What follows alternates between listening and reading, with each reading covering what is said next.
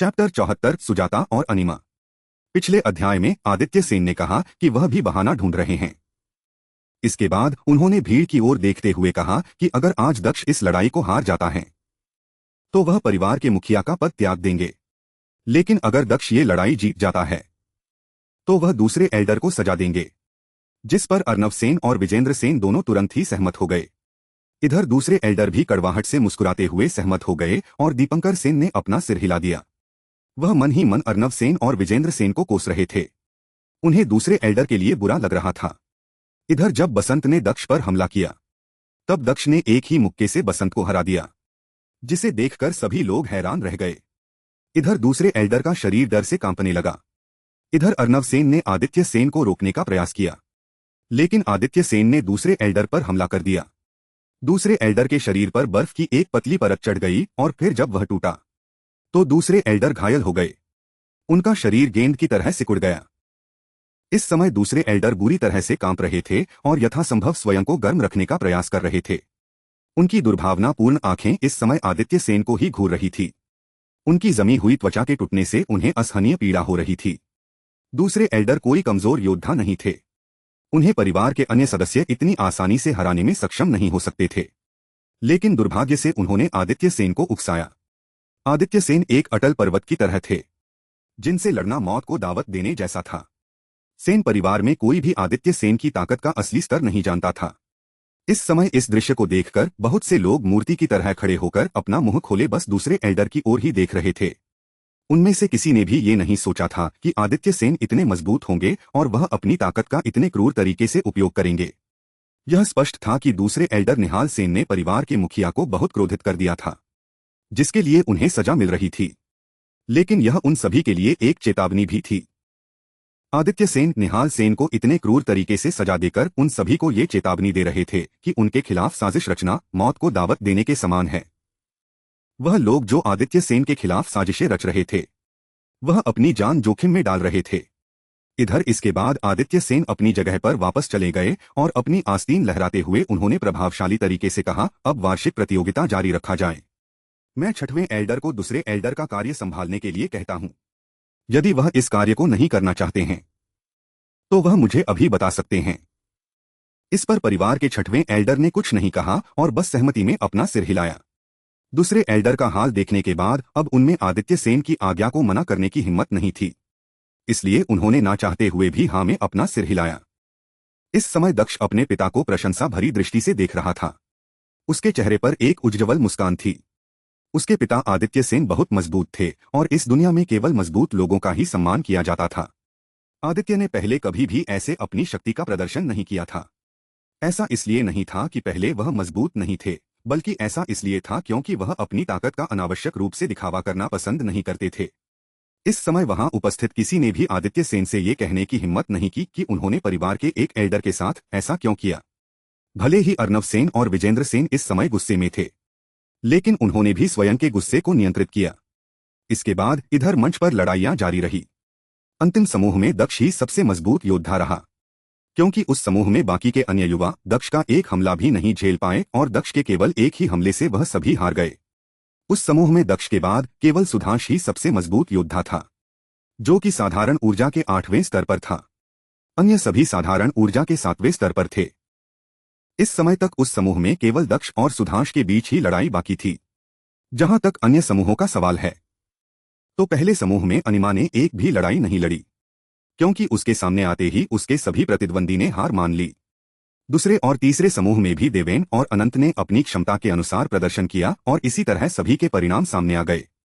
इस समय छठवें एल्डर ने कहा, अब अंतिम समूह में दक्ष बनाम सुधांश।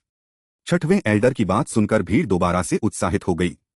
भीड़ में सभी ये देखने के बहुत ही उत्सुक थे कि दक्ष सुधांश के सामने कब तक टिक पाएगा, जो कि साधारण ऊर्जा के 8वें स्तर पर पहले ही पहुंच चुका था। इस समय तक दक्ष और सुधांश मंच की ओर बढ़ चुके थे। भीड़ में उपस्थित सभी लोग दक्ष की पहली लड़ाइयां देखकर चकित थे, लेकिन उन्होंने ये नहीं सोचा था कि दक्ष सुधांश को हरा पाएगा, क्योंकि सुधांश साधारण ऊर्जा के 8वें स्तर पर पहुंच चुका था, जबकि सभी को लग रहा था कि दक्ष अभी भी संभवतः साधारण ऊर्जा के 7वें स्तर पर होगा या अधिक से अधिक वह साधारण ऊर्जा के 8वें स्तर पर ही पहुंचा होगा। ऐसे में वह सुधांश को कैसे हरा सकता है।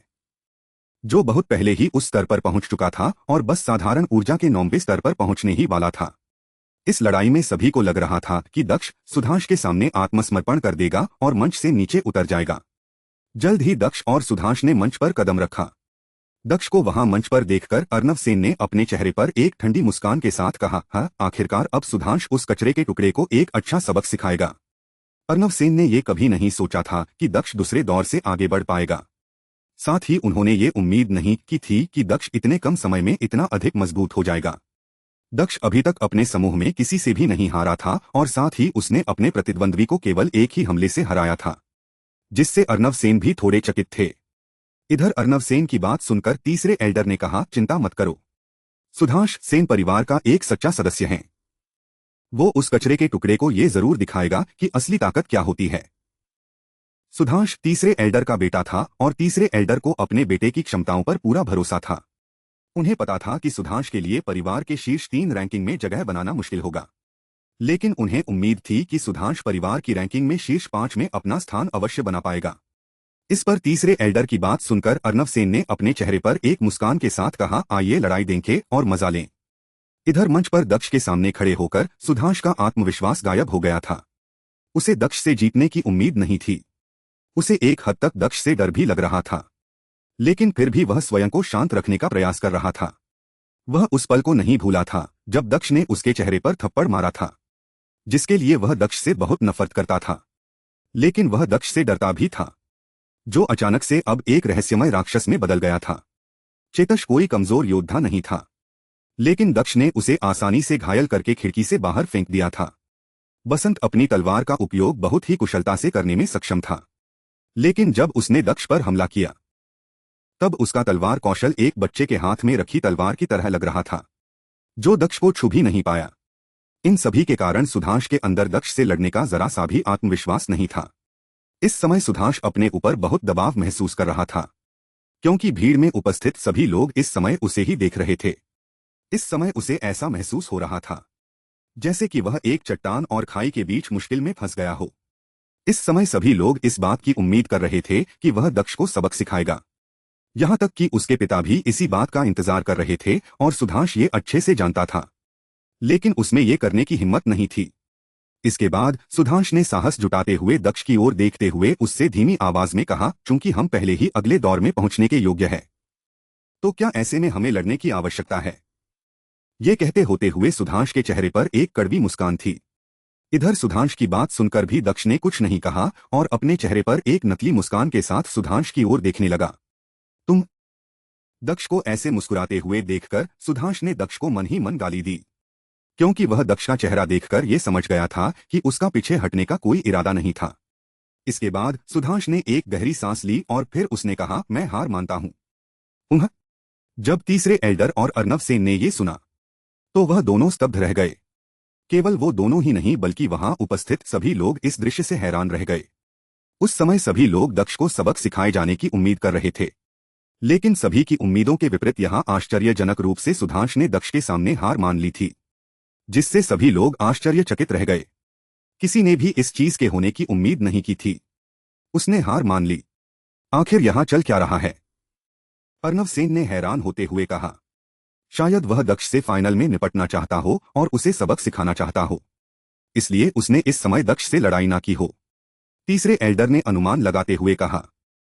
भले ही उन्होंने अर्नव सेन से ये कहा था, लेकिन उन्हें भी ये समझ नहीं आ रहा था कि सुधांश ने अभी दक्ष को सबक क्यों नहीं सिखाया।